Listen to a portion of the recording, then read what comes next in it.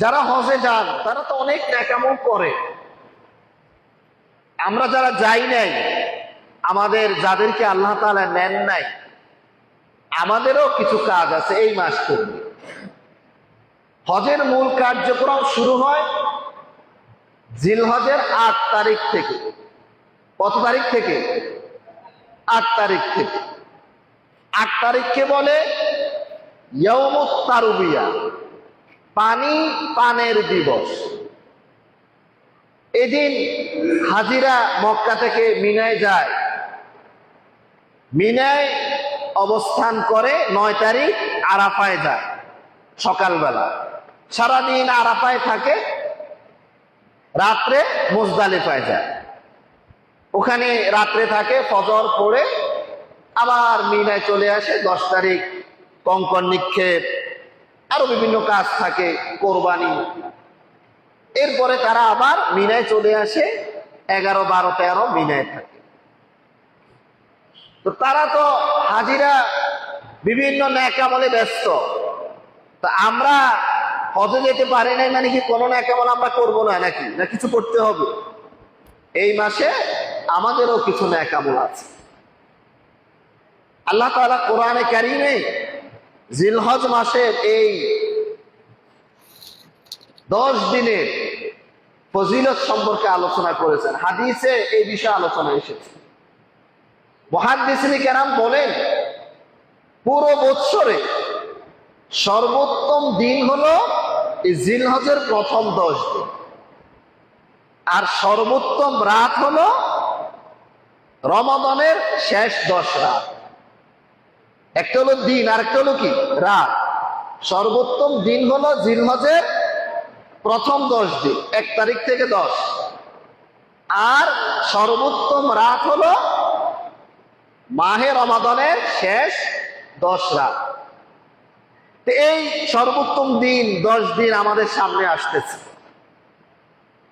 এই ১০ দিনে নেক আমল, এই ১০ দিনের আমলগুলো ভালো আমল যে পর্যায়ের হোক, এটা অন্য সময় করলে যে সওয়াব পাবেন, এই ১০ দিনে করলে আপনি এর অনেক গুণ বেশি সওয়াব পাবেন।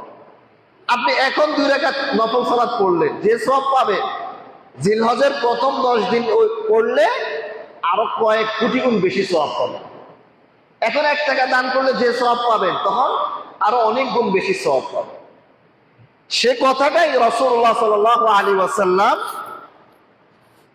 সহিহ বুখারী সহ বিভিন্ন হাদিসের কিতাবে এসেছে, তিনি বলেছেন, মা মিন আইয়ামিন আল আমালুস সালিহু ফিহা আহাব্বু ইলাল্লাহি আযজা ওয়া জাল্লা মিন হাযিহিল আইয়াম, ইয়ানি 10 জিলহিজ্জা। قالوا يا رسول الله ولا الجهاد في سبيل الله؟ قال ولا الجهاد في سبيل الله إلا رجل خرج بنفسه وماله فلم يرجع من ذلك بشيء। দেখেন ফজিলত কেমন। সহিহ বুখারী, মুসলিম সকল কিতাবে, প্রায় সকল কিতাবে হাদিসটি এসেছে। রাসূলুল্লাহ সাল্লাল্লাহু আলাইহি ওয়াসাল্লাম বলেন, ১ বছরে কত দিন? এটা হলো ইংরেজি বর্ষের আলো, আর হিজরি বর্ষের আলো কি হলো? ৩৬০ দিন। এই ৩৬০ দিনে রাসূলুল্লাহ সাল্লাল্লাহু আলাইহি ওয়াসাল্লাম বলেন, এই ৩৬০ দিনের এমন কোনো দিন নেই যে দিনে কোনো নেক আমল করলে আল্লাহর কাছে বেশি প্রিয় হয় এই জিলহজের প্রথম ১০ দিনের তুলনায়। আপনি পুরো বছরে বাকি ৩৫০ দিনে কোন একটা নেক আমল করলে যে পরিমাণ খুশি আল্লাহ তাআলা হবেন, তার থেকে কয়েক গুণ, কয়েকশো গুণ বেশি খুশি আল্লাহ হবেন এই জিলহজের এই ১০ দিনে যদি আপনি কোনো নেক আমল করেন। অন্য কোন দিনের নেক আমল আল্লাহর কাছে ওরকম প্রিয় নয়, এই ১০ দিনের নেক আমল আল্লাহর কাছে যতটা প্রিয়। জিলহজের প্রথম ১০ দিনের নেক আমল অন্য ৩৫০ দিনের নেক আমলের চেয়ে অনেক গুণ বেশি কার কাছে প্রিয়? আল্লাহর কাছে। এখন সাহাবায়ে কেরাম চিন্তা করলেন, জিহাদ অনেক গুরুত্বপূর্ণ আমল। জিহাদ মানে কি? মৃত্যুকে হাতের মুঠো নিয়ে জিহাদ করতে। এ পাশে মুসলিম, ওই পাশে কাফের। আমার হাতে অস্ত্র, তার হাতেও। কোন সময় আমার রুটে চলে যায় এটা কি আমি বলতে পারবো? আমরা দাঁড়িয়েছি লড়াইয়ের জন্য, ও আমার মারবে, আমি তাকে কি করবো? তাহলে মৃত্যু যে কোনো সময় আমার আসতে পারে না। সাহাবায়ে কেরাম জিজ্ঞেস করে, ইয়া রাসূলুল্লাহ, জিহাদ তো মৃত্যুকে হাতের মুঠো নিয়ে এভাবে জিহাদের ময়দান দাঁড়িয়ে থাকা, আল্লাহর জন্য, আল্লাহর রাস্তায় জিহাদ করা, এটা থেকেও কি এই 10 দিনের নেক আমল আল্লাহর কাছে বেশি প্রিয়? তখন রাসূলুল্লাহ সাল্লাল্লাহু আলাইহি ওয়াসাল্লাম বলে, হ্যাঁ, এই জিহাদ থেকেও আল্লাহর রাস্তায় এই 10 দিনের নেক আমল এর থেকেও বেশি প্রিয়। তবে রাজুলুন খারাজা বিনাফসিহি ওয়া মালিহি ফালাম ইয়ারজা মিন যালিকা বিশাই। একটা লোক ভিন্ন, এক শ্রেণীর লোক ভিন্ন, যাদের আমল এই 10 দিনের থেকেও বেশি প্রিয় হবে। তারা কারা? কোন ব্যক্তি আর এই দিয়ে আল্লাহর জিহাদে বের হবে, কাফের মোকাবেলায় সরাসরি যুদ্ধ করুন। জিহাদে যাওয়ার পরে ওই লোক আর কোনো কিছু নিয়ে ফিরতে পারে নাই, মানে সম্পদ হলো, সেও জিহাদের ময়দানে শহীদ হয়ে গেল, সেও ফিরতে পারে নাই, তার কোনো সম্পদও কি করে নেই, ফিরে আসে নাই, তার সম্পদও শেষ, সেও জিহাদের ময়দানে আল্লাহর রাস্তায় শহীদ হয়ে গেল। ওই লোকের নেক আমলটা ভিন্ন। এই ছাড়া যত নেক আমল আছে, সকল নেক আমল অন্য দিনে করলে যে সওয়াব, এই জিলহজের 10 দিনে করলে আরো অনেক গুণ বেশি সওয়াব আল্লাহ তাআলা দান করবে। আল্লাহর কাছে অনেক প্রিয়। এই জন্য এই জিলহজের 10 দিনে আমরা বেশি বেশি নফল সালাত, নফল সাদাকা, কোরআন তেলাওয়াত, জিকির আজকার, আমরা এগুলো করার চেষ্টা করবো ইনশাআল্লাহ। পারবো তো ইনশাআল্লাহ? ইনশাআল্লাহ। ইবাদতের মৌসুম হচ্ছে জিলহজ মাস। হাজিরা হজে ইবাদত করবে, আর আমরা আমাদের জায়গায় ইবাদত করব। আর আল্লাহর কাছে বলবো, আল্লাহ, হাজিরা যেভাবে আপনার তৌফিকে হজে গেল, আমিও যাতে জীবনে একবার হলেও কমপক্ষে আপনার মক্কা মদিনা যাতে আমি ঘুরে আসতে পারি, এই তামান্না কি আমাদের নেই? আছে কিনা? থাকা উচিত। আপনি চিন্তা করবেন না যে আমার তো টাকা পয়সা নেই, আমি তো হজ করতে পারবো কিনা। আরে, টাকা পয়সা দেওয়ার মালিক কে? হজে নেওয়ার মালিক কে? তা আপনি কার কাছে চাইবেন? আল্লাহ। আপনার পেরেশানি কিসে? আপনি চাইতে থাকেন, আপনার কাজ হলো চাওয়া, নেওয়ার মালিক কে? আল্লাহ। আপনাদের এলাকায় আপনি অনেক সময় দেখবেন অনেক গরিব লোক হঠাৎ করে আল্লাহ তাকে কোনো একটা মাধ্যমে ব্যবস্থা করে হজে চলে যায়, বদলি হজ করে, বা কেউ একজন তার হজের ব্যবস্থা করে দেয়। আপনি যখন আল্লাহর কাছে বলবেন, আল্লাহ আপনার সম্পদের ব্যবস্থা করে দিবে, কোন একটা উপায় আল্লাহ বের করে দিবে। বারবার যখন আল্লাহকে বলবেন, আল্লাহ তখন আপনার হাত ফিরিয়ে দিবে না। মাল্লাম ইয়াসআলিল্লাহ ইয়াগদাব আলাইহি। আল্লাহর বৈশিষ্ট্য হলো, আল্লাহর কাছে যদি কেউ না চায় তাহলে আল্লাহ কি হন? রাগান্বিত হন। দুনিয়ার মানুষের বৈশিষ্ট্য হলো, মানুষের কাছে বারবার চাইলে কি হয়? রাগান্বিত হয়। একবারে বেশি 2 বার খুঁজলে আমরা ভিক্ষুককে বকাঝকা শুরু করি। আর আল্লাহর কাছে না চাইলে তিনি রাগান্বিত হন, চাইলে তিনি কি হন? কেন? আল্লাহ ছাড়া আপনার তো কোনো উপায় নেই। আপনি আল্লাহ ছাড়া আর কোনো উপায়ে কোনো কিছু আপনি সমাধান করতে পারবেন? আপনাকে সেখানে যেতেই হবে। এই জন্য হজে যাওয়ার, ওমরা করার, মদিনায় যাওয়ার তামান্না থাকতে হবে প্রিয় ভাইরা। এই নিয়ত রাখবেন যে জীবনে একবার হলো আমি হজ করব, জীবনে একবার হলো আমি মদিনায় যাব, রাসূলুল্লাহ সাল্লাল্লাহু আলাইহি ওয়াসাল্লামের কবর জিয়ারত করব, ওমরা করব। এই তামান্না দিলে রাখবেন, আল্লাহ তাআলা ব্যবস্থা করে দেবেন। কিন্তু চেষ্টা করতে হবে। আপনি প্রত্যেক দিন, প্রত্যেক মাসে কিছু টাকা জমা হজের জন্য, ওমরার জন্য। দেখবেন একসময় অনেক টাকা সঞ্চয় হবে। একদিনই কি হয় নাকি? যাদের অনেক বেশি সম্পদ তাদের তো অত সমস্যা নেই, বাকি যারা মধ্যবিত্ত ফ্যামিলি অথবা দরিদ্র ফ্যামিলি, তারা হজের জন্য উমরার নিয়তে প্রত্যেক মাসে কিছু টাকা জমা। এটা মাটির ব্যাংক পাওয়া যায় না, এরকম কোন ব্যাংকে কিছু টাকা রাখে, একসময় দেখবে যে আল্লাহ তাআলা অনেক বরকত আল্লাহ তাআলা দিয়ে দিয়েছে। নিয়াতুল মুমিন খায়রুম মিন আমালি, মুমিনের ভালো কাজের নিয়ত আমলটা করার চেয়ে উত্তম। কারণ ভালো কাজের নিয়তটাই ভালো আমলের দিকে আপনাকে নিয়ে যাবে। এই জন্য আমরা নিয়ত করতে তো অসুবিধা নাই, আমি হজ করবো, এটা নিয়ত করতে কি টাকা লাগে? তা আমি নিয়ত করতে সমস্যা কি? আপনি সব পেতে থাকবেন। চেষ্টা করবো আমরা ইনশাআল্লাহ। আর এই জিলহজ মাসে বেশি বেশি নফল সিয়াম পালন করব। রাসূলুল্লাহ সাল্লাল্লাহু আলাইহি ওয়াসাল্লাম বলছেন, আফদালু আইয়ামিদ দুনিয়া আল আশর, এই দুনিয়ার সর্বোত্তম দিন হলো জিলহজের এই 10 দিন, আশারাতু জিলহিজ্জাহ। অন্য হাদিসে তিনি বলেছেন, জিলহজ মাসের এই প্রথম 10 দিন, অর্থাৎ 10ম দিন তো ঈদের দিন, ঈদের দিন তো রোজা রাখা হারাম, বাকি 9 দিন কেউ যদি রোজা রাখে, প্রতি একটা রোজা 1 বছর রোজা রাখার সমান সওয়াব। প্রতি রাতের নফল সালাত, লাইলাতুল কদরে নফল সালাত পড়ার সওয়াব, অনেক বেশি ফজিলত না? আমরা চেষ্টা করব আমল করতে, আর অনেক বেশি ফজিলত আছে। হাদিসগুলো যদি আমরা দেখি, এই জিলহজের 10 দিনে 3টি আমলের কথা বেশি পাওয়া যায়।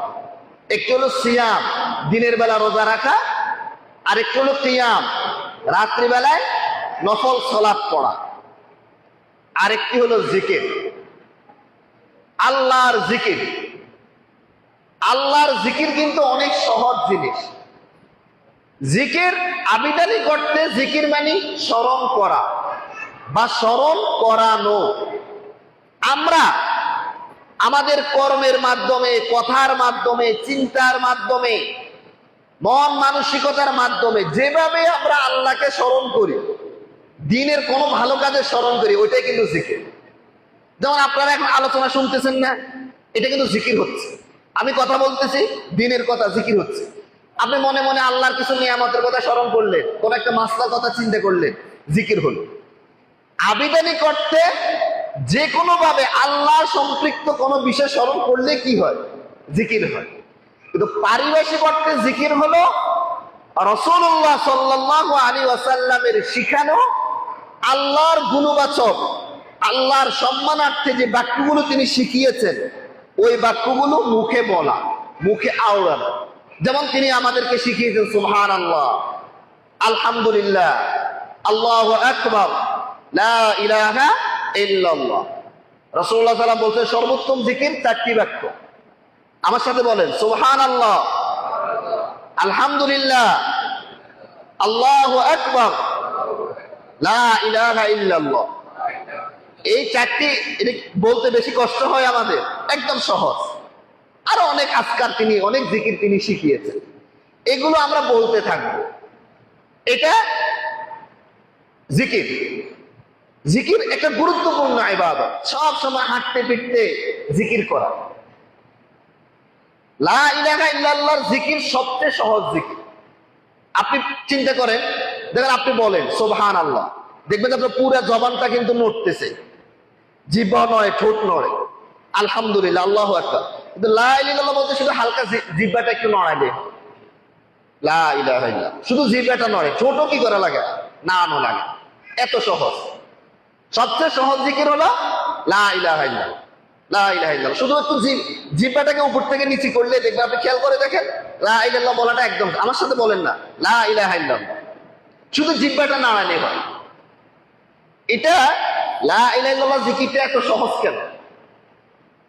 এটার কারণ হলো, একজন ব্যক্তি যখন মুমূর্ষু অবস্থায় থাকে, তখন মানুষের পুরো শরীর অকেজো হয়ে যায়, অচলের মতো হয়ে যায়। শরীর না আইতে পারে না, হাত না আইতে পারে না, এরকম না? কোন অঙ্গ হাত নাড়াবে, পা নাড়াবে, উঠি বসবে, এটা পারে না মুমূর্ষু অবস্থা। তখনও যাতে তার এই জিহ্বা দিয়ে সে যাতে লা ইলাহা ইল্লাল্লাহ বলতে পারে, এই জন্য আল্লাহ তাআলা এই লা ইলাহা ইল্লাল্লাহ জিকিরটাকে একদম কি করেছেন? সহজ করেছেন। সুবহানাল্লাহ বলবেন না? লা ইলাহা ইল্লাল্লাহ জিকির এত সহজ কেন? আপনার মৃত্যুর মুহূর্তে যখন আপনার পুরো শরীর অচল, কোনো অঙ্গ আপনি নাড়াতে পারতেছেন না, তখনও যাতে কমপক্ষে এই জিহ্বা দিয়ে আপনি যাতে লা ইলাহা ইল্লাল্লাহ বলতে পারেন, সেজন্য আল্লাহ তাআলা এই জিকিরটাকে একদম সহজ করেছেন। এখন আমরা মৃত্যুর সময় কালিমা নসিব হোক, এটা আমরা চাই কিনা? সবাই চাই। সবাই দোয়া করে, আল্লাহ আমার মৃত্যুর সময় কালিমা নসিব করি। একটা গজলও আছে, হ্যাঁ, আবু রায়হানে, কালিমা নসিব মরে দিও। এখন মৃত্যুর সময় কালিমাটা নসিব হবে কিভাবে? আপনি সারা জীবন জিকির করেন না, সুবহানাল্লাহ বলেন না, আল্লাহু আকবার বলেন না, আলহামদুলিল্লাহ পড়েন না, লা ইলাহা ইল্লাল্লাহ বলেন না, শুধু মারা যাওয়ার সময় এমনি লা ইলাহা ইল্লাল্লাহ চলে আসবে মুখে। আপনি যখন এই নেকামল গুলোর উপর থাকবেন, মোটামুটি আপনার সামর্থ্য অনুযায়ী আপনি প্রত্যেকদিন কিছু সময় হলেও জিকির আজগার গুলো করবেন, তখন অটোমেটিক মৃত্যুর সময় আল্লাহ তাআলা আপনার জন্য ওই জিনিসটা কি করে দিবে? সহজ করে। কিন্তু আপনি সারা জীবন কখনো আল্লাহর নাম মুখে নেন না, আর মৃত্যুর সময় লা ইলাহা ইল্লাল্লাহ মুখে চলে আসবে, এটা এরকম। আপনি যে নেকামলের উপর থাকবেন, ওই নেকামলটা মৃত্যুর সময় আপনার জন্য একদম সহজ হয়ে যাবে। একজন ইমাম বলেছেন, কেউ যদি চায় যে তার মৃত্যুটা ভালো অবস্থায় হোক, ভালো নেকামল অবস্থায় তার মৃত্যুটা হোক, তাহলে সে কি করতে হবে? সে নেকামল অবস্থায় থাকবে। আমি যখন নেকামল অবস্থায় থাকবো, প্রত্যেক দিন ফরজ নামাজগুলো জামাতের সাথে পড়বো, আগে পরে সুন্নত সালাতগুলো পড়বো, গুনাহ থেকে মুক্ত থাকবো, তখন আমার মৃত্যুটা যে অবস্থায় আসুক, যে কোনো একটা ভালো অবস্থায় তো আমার কি হবে? মৃত্যু হবে। আর আমি যদি খারাপ অবস্থায় থাকি, তাহলে আমার মৃত্যুটা খারাপ অবস্থায়। তাহলে ভালো মৃত্যু নসিব হওয়ার জন্য সহজ কাজ একটা, সেটা হলো আপনাকে ভালো অবস্থার উপর থাকতে। তাহলে আপনার মৃত্যু ভালো অবস্থার উপর। আর আপনি যদি অন্যায় কাজের উপর থাকেন, তাহলে আপনার মৃত্যুটা কি হবে? অন্যায়ের উপর হবে। এই জন্য আমরা চেষ্টা করব জিকির করতে বেশি বেশি, সুবহানাল্লাহ, আলহামদুলিল্লাহ, আল্লাহু আকবার, লা ইলাহা ইল্লাল্লাহ, কিন্তু মুখে আমরা আওড়াতে থাকবো। যদি আপনি চিন্তা করেন, শুইছেন, অনেকে আমরা সবাই ঘুমাতে গেলে দেখবেন ঘুম কিন্তু সাথে সাথে আসে। বেশি ক্লান্ত হলে শোয়ার সাথে সাথে ঘুম আসে, আর নয় ঘুম আসতে 10, 15, 20 মিনিট, আধা ঘন্টা টাইম লাগছে। তা আপনি শুয়ে কি করতেছেন? কোনো কাজ নেই, আপনি তো শুয়েছেন ঘুমানোর জন্য। তা আপনি ঘুম আসার আগ পর্যন্ত আপনি এই জিকির করতে থাকেন না। যদি মুখে উচ্চারণ করতে কষ্ট, আপনি মনে মনে করেন, মনে মনে লা ইলাহা ইল্লাল্লাহ আওড়াতে থাকে। একটা টিপস বলি আপনাদেরকে, চুটকি। অনেক সময় দেখবেন শুলে ঘুম আসে না, এই পাশ ওই পাশ করে। মানুষ আমাদেরকে পরে বলে যে সারা রাত ঘুমায়, শুয়ে থাকলে আমি এই পাশ ও পাশ করছি, ঘুম আসে না। আপনারা ঘুম না আসলে একটা কাজ করবেন, জিকির করতে থাকবেন, দেখবেন যে ঘুম এই 15-10 মিনিট পরে ঘুম চলে আসবে। কারণ শয়তান চাইবে না আপনি জিকির করেন, এই জন্য তখন আপনার ঘুমটাকে কি করে দিবে? সে আপনার শরীর মালিশ করা শুরু করবে, ঘুম চলে আসবে অটো। কোনোদিন যদি ঘুম না আসতে চায়, তাহলে জিকিরটা বাড়াই করবে, দেখবে যে ঘুম চলে আসবে। তো এই জন্য জিকির যখন আমরা সময় পাই জিকির করি। শোয়ার পরে যতক্ষণ সময় আছে ঘুম আসতে, মুখে জিকির করতে থাকি। যদি মুখে কষ্ট হয়, অন্তরে করতে থাকি, ব্রেন দিয়ে করতে থাকি, আল্লাহর কথা চিন্তা করি। আল্লাহ তাআলা জিকিরটাকে একদম সহজ করেছেন ইসলাম। কারণ কি? কারণ বান্দা যে কোনো মুহূর্তে হলেও যাতে আল্লাহর কথা কি করতে পারে? স্মরণ করতে পারে। জিকির করার জন্য এত লম্বা বাক্য লাগে না। লাগে কেন? কারণ আপনাকে যদি এটা কঠিন করে দেওয়া হয়, তাহলে মানুষ পারবে না, সবাই পারবে না। সবাই কি বড় দোয়া মুখস্থ করতে পারে? কিন্তু লা ইলাহা ইল্লাল্লাহ এটা যে কোনো মুসলিম পারে কিনা? এটা তো আমাদের দেশের হিন্দুরাও পারে। হিন্দুরা আমাদেরকে কি সুন্দর করে কি দেয়, সালাম দেয়, বুঝাই যায় না। আমার সাথে হল গার্ডে পড়ছে দাখিল পরীক্ষায়, সালাম দিচ্ছে, আমি মনে করছি উনি মুসলিম, আমিও সালাম দিচ্ছি, উনি পরে শুনলাম যে উনি হিন্দু। এখন আমরা মুসলিমরা তো এটা পারি লা ইলাহা ইল্লাল্লাহ বলতে। এই জন্য আল্লাহ তাআলা সহজ করেছেন, যাতে শিক্ষিত অশিক্ষিত সবাই যাতে আমরা মোমেন যারা যে কোনো মুহূর্তে যাতে আমি জিকির করতে পারি, মৃত্যুর সময় যাতে আমার জিকির নসিব হয়, কালিমা নসিব হয়। রাসূলুল্লাহ সাল্লাল্লাহু আলাইহি ওয়াসাল্লাম বলছেন, লাক্কিনু মাউতাকুম লা ইলাহা ইল্লাল্লাহ। তোমরা তোমাদের মৃত যারা, মৃত মানে হলো ইস্তিহদারুল মাউত, মুহতাদার, মুমূর্ষ অবস্থায় যারা আছে, একজন ব্যক্তি মুমূর্ষ অবস্থায় মারা যাবে আমরা বুঝি লক্ষণ দেখে, তখন তাকে তুমি লা ইলাহা ইল্লাল্লাহর তালকিন দাও। আমাদের মানুষ মুমূর্ষ অবস্থায়, এলাকার মানুষ কিন্তু এটা করে, পাশে যারা থাকে। এটা নিয়ম কি, আপনি যখন দেখবেন একজন ব্যক্তি অসুস্থ বেশি মুমূর্ষ অবস্থায়, সাথে যারা থাকবে তারা জোরে জোরে লা ইলাহা ইল্লাল্লাহ বলতে থাকবে। তাকে বলবে না ভাই আপনি লা ইলাহা ইল্লাল্লাহ বলেন, এভাবে বলার দরকার নেই। সাথে যারা ওরা লা ইলাহা ইল্লাল্লাহ জোরে জোরে কি থাকবে, বলতে থাকবে। তাহলে ওর কানে আওয়াজটা যাবে কিনা, তখন সে ওদের সাথে লা ইলাহা ইল্লাল্লাহ বলতে পারবে। তাকে আপনি বলবেন না লা ইলাহা ইল্লাল্লাহ বল, এভাবে বলা ঠিক না। কারণ এভাবে বললে মুমূর্ষ অবস্থায় অনেক কঠিন পরীক্ষা যায়, তো ফেরেশতারা আসে, তো রূহ যখন বের হয় এটা তো অনেক কঠিন একটা চাপ। তখন হয়তো জিদ করে সে বলতে পারে, আরে কি এভাবে বললে তো তার ঈমান চলে যাওয়ার কি থাকে। এই জন্য তখন এভাবে বলা যাবে না, এই তুমি বলো না, এভাবে না। সাথে যারা তারা লা ইলাহা ইল্লাল্লাহ জোরে জোরে বলতে থাকবে, সে শুনবে, বাস আল্লাহ তাআলা যদি তার নসিবে রাখে তাহলে সে কি করতে থাকবে, বলতে পারবে। এইভাবে তালকিন রাসূলুল্লাহ সাল্লাল্লাহু আলাইহি ওয়াসাল্লাম এই কথা বলছেন, লাক্কিনু মাউতাকুম লা ইলাহা ইল্লাল্লাহ। তোমাদের মুমূর্ষদেরকে তোমরা লা ইলাহা ইল্লাল্লাহর তালকিন করো, তাদের সাথে এটা বলতে থাকো, যাতে তাদের জন্য বলাটা সহজ হয়। এই জন্য মানুষ যখন মুমূর্ষ অবস্থায় থাকে, আশেপাশে অনেক বেশি কান্নাকাটি করে, এগুলো করবেন না। একটু জিকির করতে থাকবেন যাতে তার মৃত্যুটা ভালোভাবে হয়। আল্লাহ তাআলা আমাদেরকে আমল করার তৌফিক দান। বলছিলাম এভাবে আমরা জিকির গুলো করতে পারি, হাঁটতে ফিরতে বসতে। আরেকটি ফজিলত বলে জিকিরের আজকের আলোচনা শেষ করব। সুনান তিরমিজির একটি হাদিস, রাসূলুল্লাহ সাল্লাল্লাহু আলাইহি ওয়াসাল্লাম বলছেন, মান সাল্লাল গাদাত ফি জামাআতিন থুম্মা ক্বাদা ইয়াযকুরুল্লাহ হাত্তা তাতলুআ আশ-শামস থুম্মা সাল্লা রাকাতাইন কানাত লাহু কাআজরি হাজ্জাতিন ওয়া উমরাতিন তাম্মাতিন তাম্মাতিন তাম। সুনান তিরমিজির হাদিস। রাসূলুল্লাহ সাল্লাল্লাহু আলাইহি ওয়াসাল্লাম বলেছেন, কেউ যদি ফজরের সালাত আদায় করে জামাতের সাথে, মসজিদে এসে জামাতের সাথে ফজরের সালাত আদায় করলো, সালাত শেষে সে তার জায়গায় বসে থাকলো, বসে বসে সূর্য উদয় পর্যন্ত জিকির আজকার করলো, সুম্মা ক্বাদা ইয়াযকুরুল্লাহ হাত্তা তাতলুআ আশ-শামস। এই যে আমাদের ইয়েগুলোর মধ্যে সূর্য উদয় টাইম দেওয়া থাকে না, সূর্য উদয় পর্যন্ত সে আল্লাহর জিকির করবে। এই সুবহানাল্লাহ, আলহামদুলিল্লাহ, বা ফজরের সকালে যে আজকার গুলো আছে, বিভিন্ন আজকার আছে, দোয়া আছে, এগুলো পড়বে।